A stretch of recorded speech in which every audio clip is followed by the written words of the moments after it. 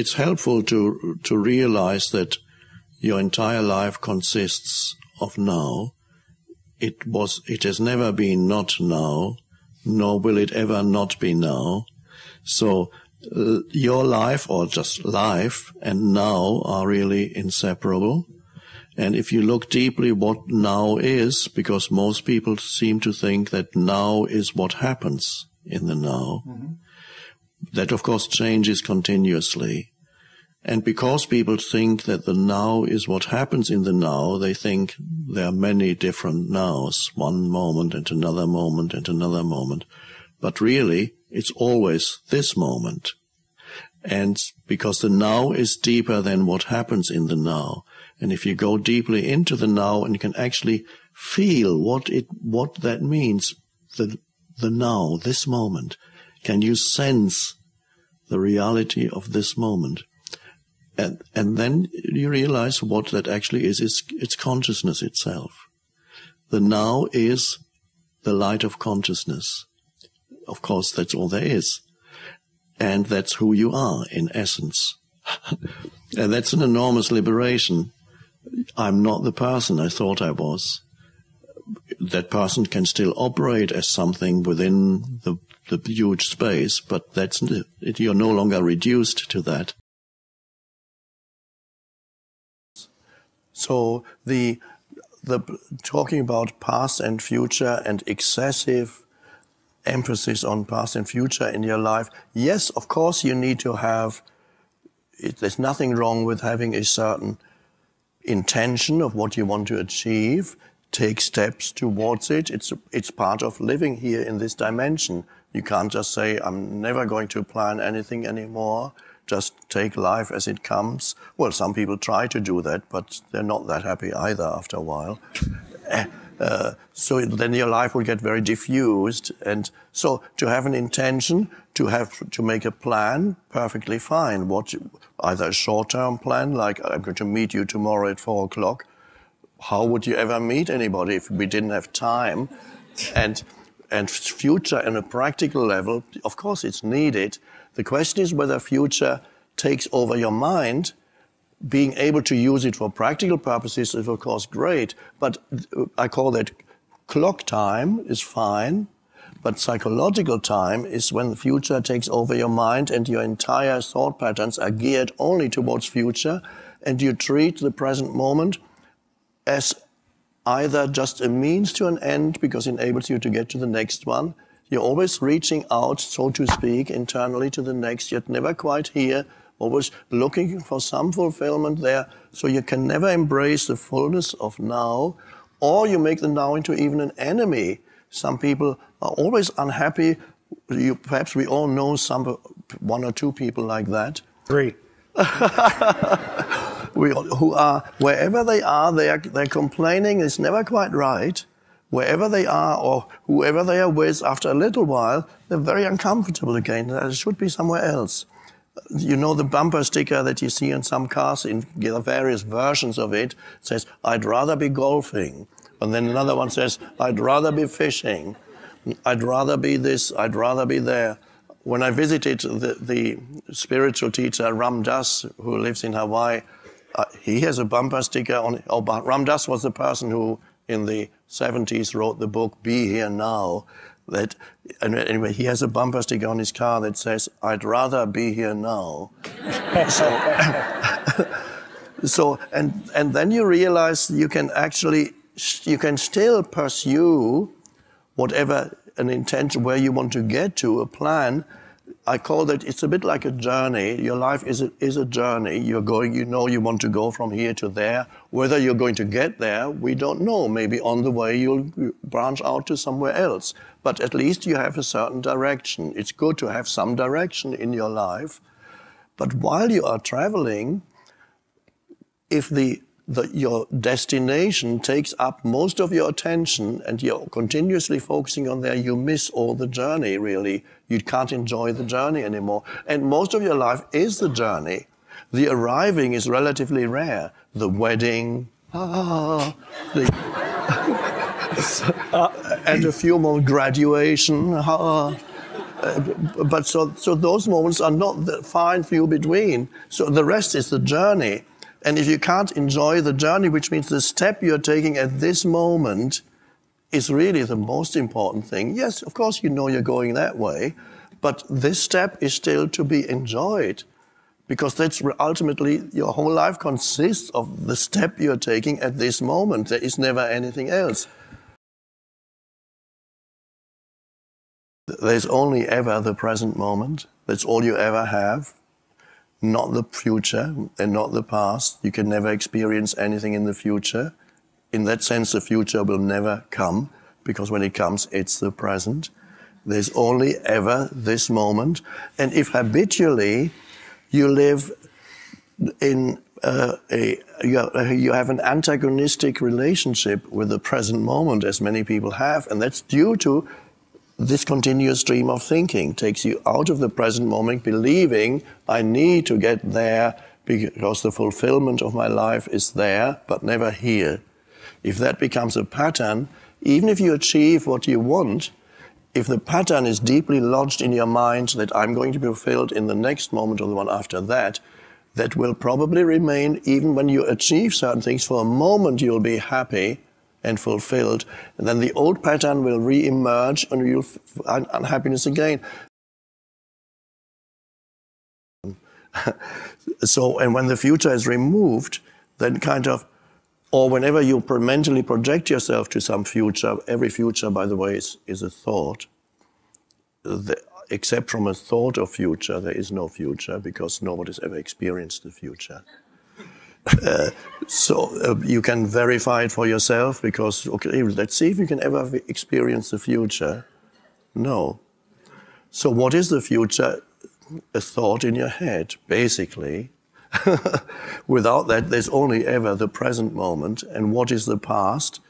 Except a thought in your head, because for anything to be, life or being, is actually inseparable from present moment. Nothing can be, exist, live that is not now. Nothing can live in the past, and nothing can live in the future. In the yogic way of seeing things, we just see life as a dance of time and energy. It's a certain amount of time and a certain amount of energy. Actually, in the local languages, the expression for death is very beautiful. We say kalamaitana, that means his time got over. In normal language, when we say somebody passed away, we don't say it as we are saying it in English, we say his time got over. Actually, that's all that happened. Somebody's time got over.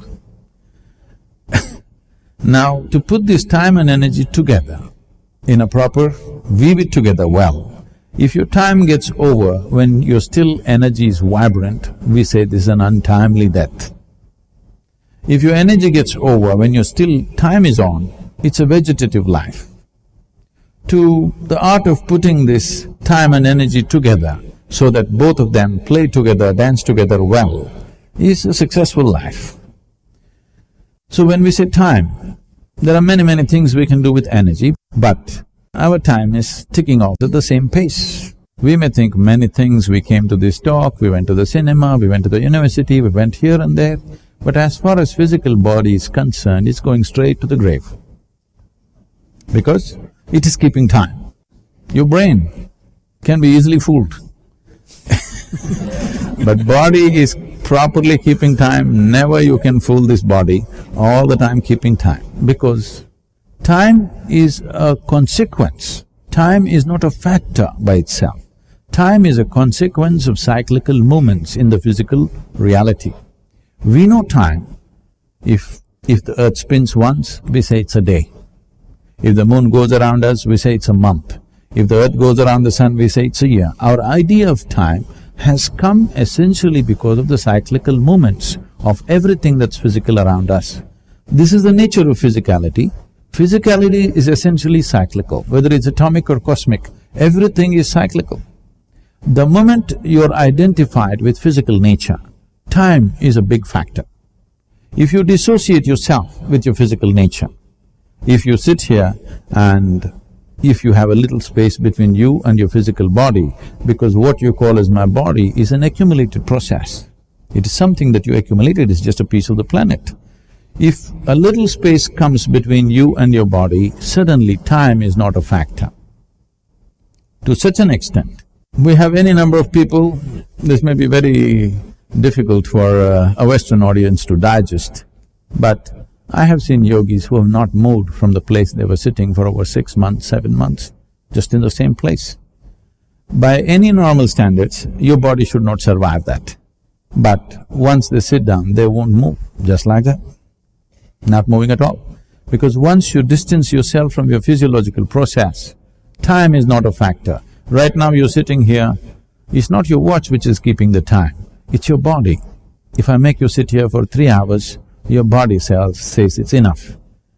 But suppose you did not have a body, we are going to sit here for 3,000 years, what's the problem? So essentially, because of your rooting in your physical platform, which you call as the body, which you built over a period of time from the accumulations that you gathered from this planet, that is the basis of experience of time. If you distance yourself from that, there is no consequence of time on you.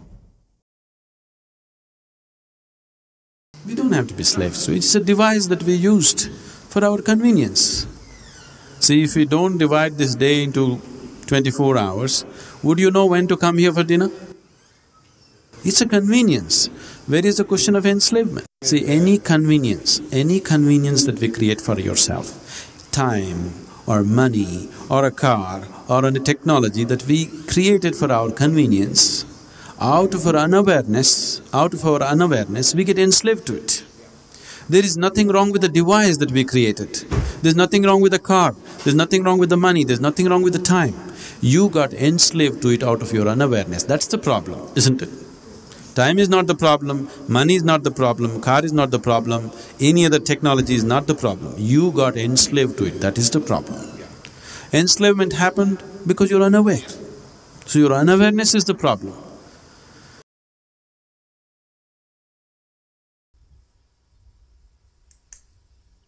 There is always an attempt on the part of each one of us that we want to change from this to that.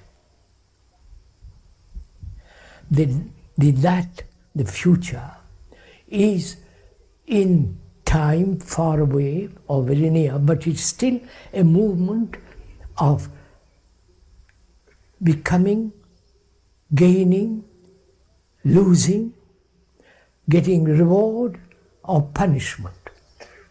Right? This whole process of becoming,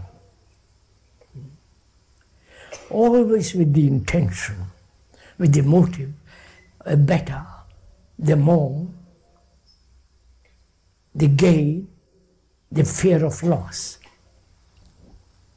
It's clear. Now, is it a fact that to become something involves time? Right? I am this now, but give me a year or 2 days, I'll be different. Which is, time is involved. But that time is now. You understand? The future is now. Is this a puzzle? Yes, I'm glad. Then we can go more slowly into it. As we said, sir, we are the past, right?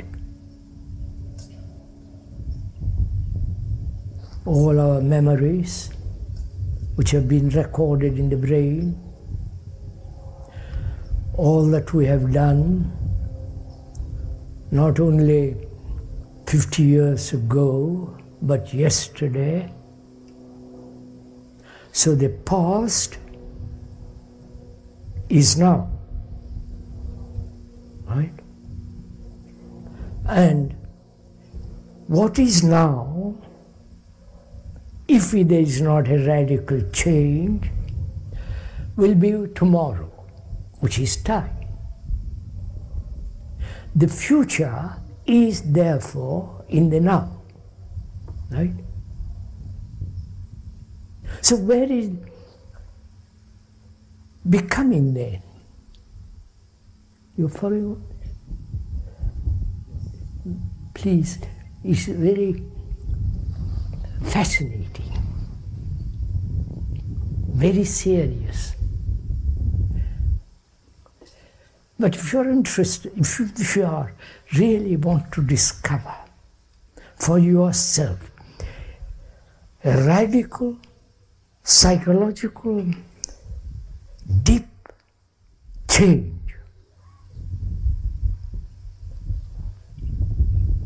that change cannot have time. It must happen now. Clear?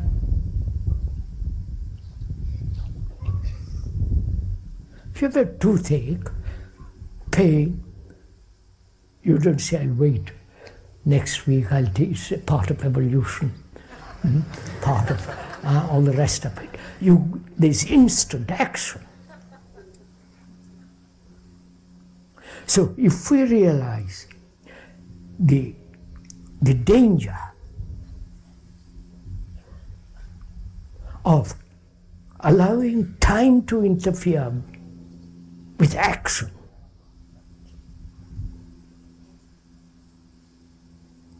then that action breeds all kinds of complications, obviously.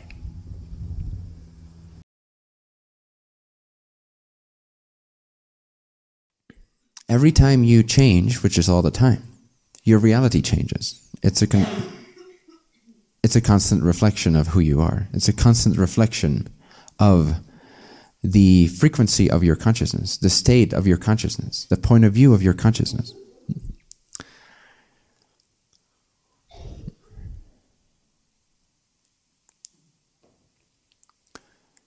So right now, again, you're in a 100% completely different reality than you were in 10 seconds ago, even a nanosecond ago. But to make it more obvious, 10 seconds ago, that was a completely different universe. This is a completely new reality. This is a completely new reality. This is a completely new reality. And so what does that do to the idea of time? It actually makes it malleable, it makes it yours. It makes it influenceable, instead of this static, projected, externalized idea that you are somehow a victim of. Suddenly time as an actual linear idea starts to seize in your mind, in your consciousness. And when a certain belief system starts to seize in your mind, then all the limitations that came with that belief system start to seize for your experience. So the more fully you understand this, the more fully you will be able to influence time, because the more fully you'll be able to totally experience and know and see how reality is actually structured, how it actually works. And when you see very clearly how it works, you can start to actually using the consciousness that is already master of your universe anyway. You can start utilizing that more consciously to generate certain results or effects, if you so desire, if that is relevant for you. So time literally does not exist, because every reality is completely timeless. It exists with no time. Every potential one-moment experience, one complete snapshot of the universe, exists eternally, has always already been there, will always be there. So your reality does not change. You shift into different realities. Therefore, you generate the experience of change, the experience of time. But time is only an experience. It's not a mechanical, structural fact. Does this difference make sense? Can you see how time is subjective?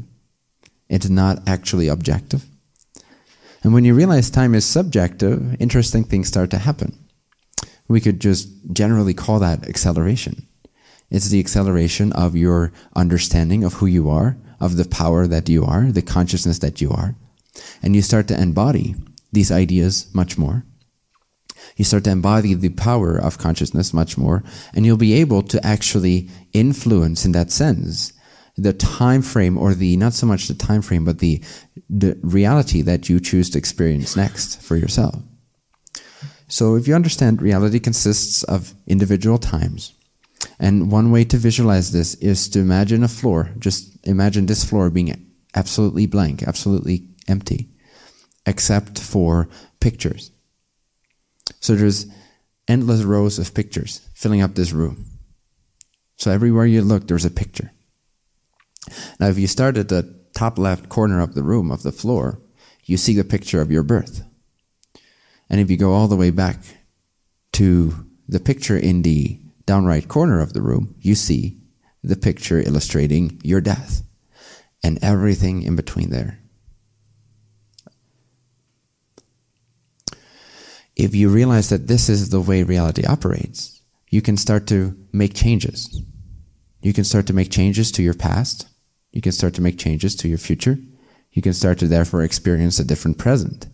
Why? Because you realize that the present is the key to experiencing time in the way you wish to experience it. Because what is the present? If all pictures already exist, if all potential possible configurations of energy already exist, then there's no time in that. There's no choice in that. There's no freedom in that. The freedom lies in the present. Which is the present? What is the present moment? If everything already exists, future already exists, past already exists, then what is the present? The present is you. You are the present. You are the now. Your consciousness is now, is it not? That is all that's ever going to be now. The reality you experience right now already existed 100 trillion billion years ago. That's right, this conversation already took place. In fact, it's happening still, and tomorrow it will still be happening. That is because consciousness, essentially, on its most fundamental level, which again is not relevant for most people to experience, nevertheless it's the truth, there is no time whatsoever. So in a sense, the Big Bang, what the Big Bang is the explosion that caused all possible realities that could ever potentially be created to be created at an instant, at once. Everything was created at once. You're not actually creating anything new in terms of a new configuration of energy. If you build a sandcastle in a particular way, it may be beautiful, we could call it art, and it is, but you're not creating something that did not exist before. What you're doing, though, is you're generating a new relationship with the structure that already existed in your future, and you have now made that manifest in your now. Again, what is the now? The now is your consciousness. So what does it mean to manifest your reality from this point of view? To manifest your reality simply means to shift your consciousness to a vibration where it will let the picture fall into the projector screen. You know these old picture slides? You know those how do you call those things? You know those tiny little things, and you go like, just slides? Okay, cool. So, and you allow a different slide to fall into your projector beam. So every time you change your state of being, you will start to see significant changes in the slides that fall into the slot of your projector, of your consciousness. The slides already existed. Just because you made one manifest now and you removed the other one does not mean the other one does not exist. Because you see, you cannot take anything away from existence. You can't take something out of existence. And you can't similarly place something into existence, because where would it come from? So everything that can ever exist already exists, cannot be removed, and cannot be added to.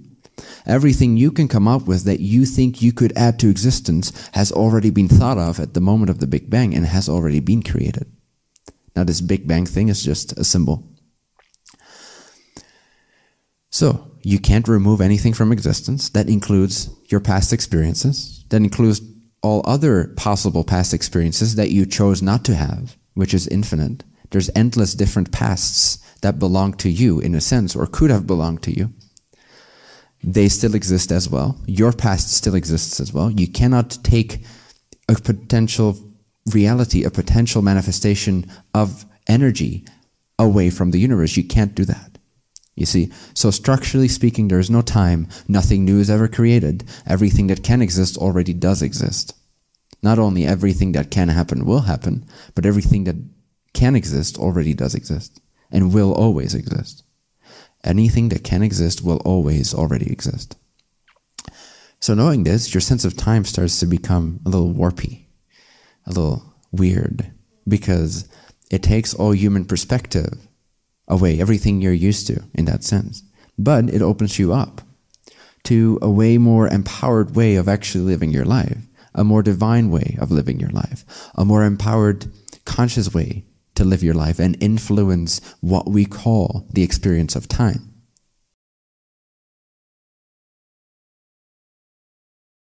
That is the beauty of the life, that we will taste the bitter and the sweet. You will taste the joys and the sorrows of life. You will taste these, you see? And some will be completely somehow caught up in the traffic of emotions and fears and desire and struggle and projections and selfishness and all of this, but will come out. The question of when. And when will depend upon the strength of your identity as a person. How loyal we are to our self-image as a person will determine the length of time it will take to wake up out of this state. Because all have to wake up. If not now, later. If not later, maybe another life. I don't know. But Now, you have Mooji, come. You have come like that. In order for anything to be now, if it has to be now, it must be now already. If you have no time, it can only be to discover what is already, because everything else will take time. Even to sneeze takes time. To blink your eye takes time. So it has to be something already here. That is not an effort, it's not work. It's not itself sadhana. You see? So there is no time to create. If you are right in saying, I have no time, I'm out of time. I like to meet the one who is out of time.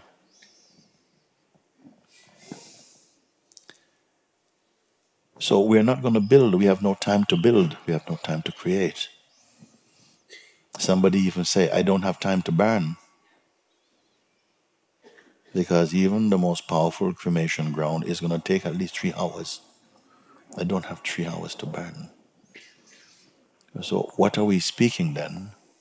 If you don't have time, then it can only be to recognize what is already obvious, what is already here. Everything else is going to trouble you. Every other relationship is going to take time.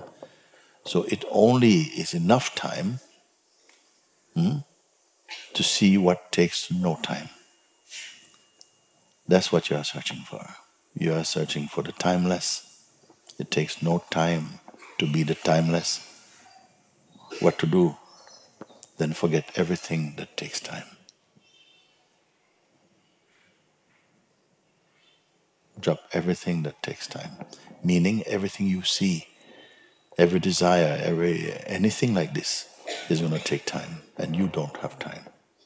You're in the perfect position actually, because when you don't have time, nobody can sell you insurance, nobody can sell you a promise. You don't have time. Nobody can sell you a relationship. A relationship takes time. No, don't have time.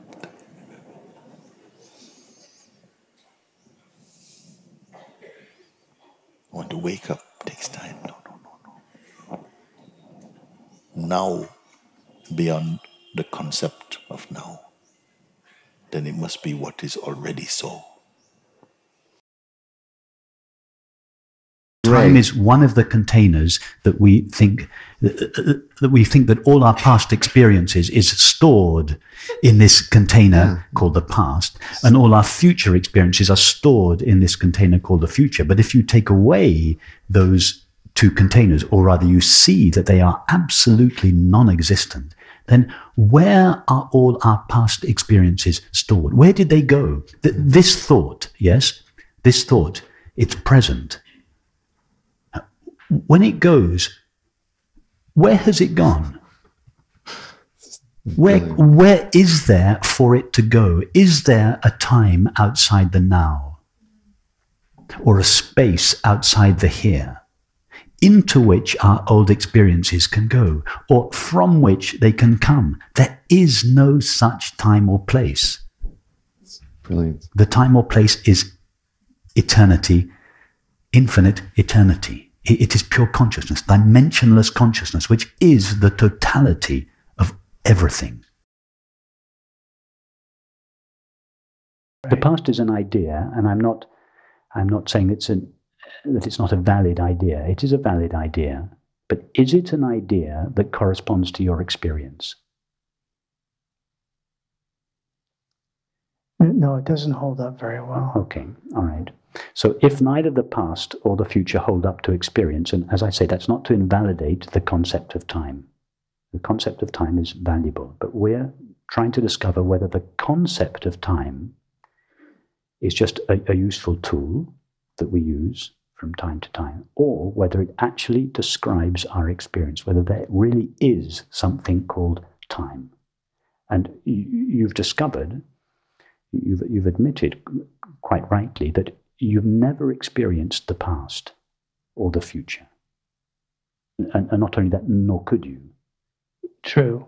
And if we asked anybody, not just anybody in this room, but any of the 7 billion of us, have you ever actually experienced the past? Not have you had a thought in the present about an apparent past, but have you ever actually experienced that past to which your thought refers? Everyone will have to answer no. Now, if nobody has ever experienced a past and a future, could it be, and the time is the movement between the past and the future, but if nobody has ever experienced these two spaces called the past and the future, could it be that time is not, it's just not quite what we think it is? Let me just give you another model as a possibility. That we're not moving along, that time is not cast in stone out there in the universe, and that we are moving along this line of time. That's the conventional model that we all think, or many of us think we experience. Let me give you an alternative model. That in just the same way that this is always the same space, yes? Our meetings take place always in the same space. The space is not going anywhere. We come in and out of it, but the space is always the same. We think that our meetings take place at a different time, but always in the same place. Yes? They take place at 24-hour intervals. Each meeting takes place at a different time, but they all take place in the same place. Yeah? What about if time was like space in that respect? That the now was like space, but without the 3 dimensions. In other words, that the now is the only now there is, and that like space, it's not going anywhere. And that instead of time being spread out in one long line from the infinite past to the infinite future, and we move along a little segment of it, what about if time was ever present? In other words, what about if there isn't really time? There is eternity, which means not the everlasting now, the ever-present now, this the only now there ever is. And that thoughts appear in it, sensations appear in it, just like objects appear in the same space, relatively speaking here. What about if all the objects of our experience, thoughts, feelings, sensations, and perceptions, what about if they all arise in the same, not going anywhere, now?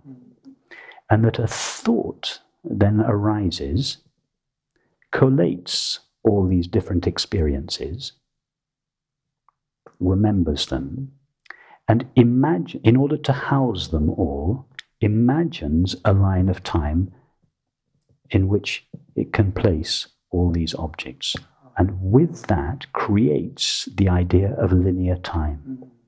But actually, experience doesn't appear in linear time. All experience appears now. And if I were to ask you, is the now moving along a line of time? I mean, How fast exactly is the now going in your experience? It's motionless. It's perfect. It's motionless. It's not going anywhere. It's not moving from the past over there at a certain speed to a future over there. It's motionless. In other words, it's ever present. This, the only now there is. And everything appears in that. And it's only a thought. Because thought cannot see the ever-present now, which is awareness, it has to manufacture. In other words, thought can't see the space of the now in which experience arises, because it's invisible to thought. So thought thinks, objects are coming and going. They must come and go in something. What do they come and go in? Well, I look around. Thought looks around. I can't find the now anywhere. I can't find awareness anywhere. I know. I'll make up this substance called time. As soon as I make up this substance called time, then I can populate it with all these events. So time is what eternity looks like when viewed by the mind.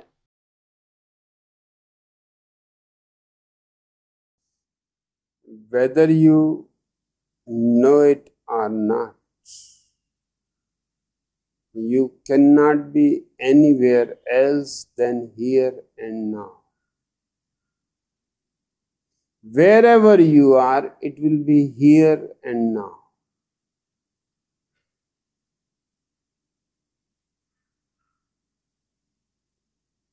You are given only one moment at a time.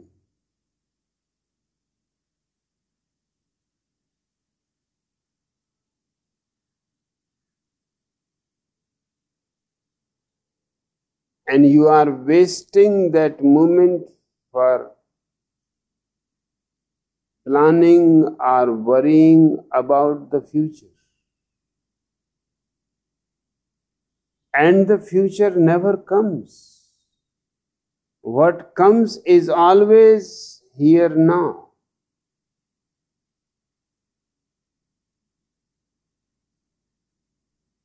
It is a series of nows.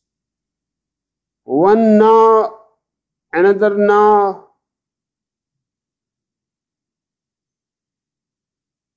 But you are always living in the now. There is no future. And what can you worry about the future?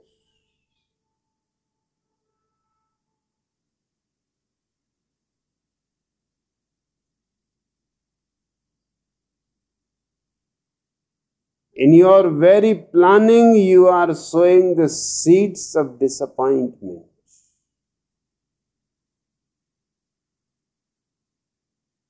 In your very worrying about the future, you are wasting the present,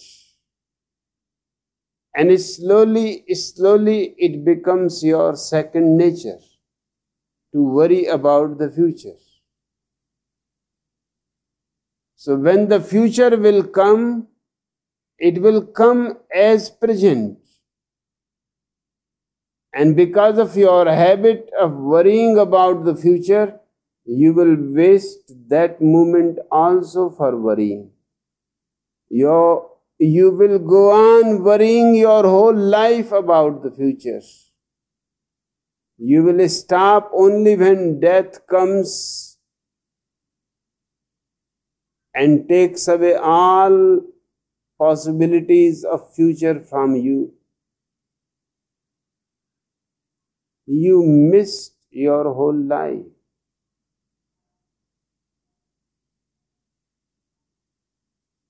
You could have lived, but you only planned.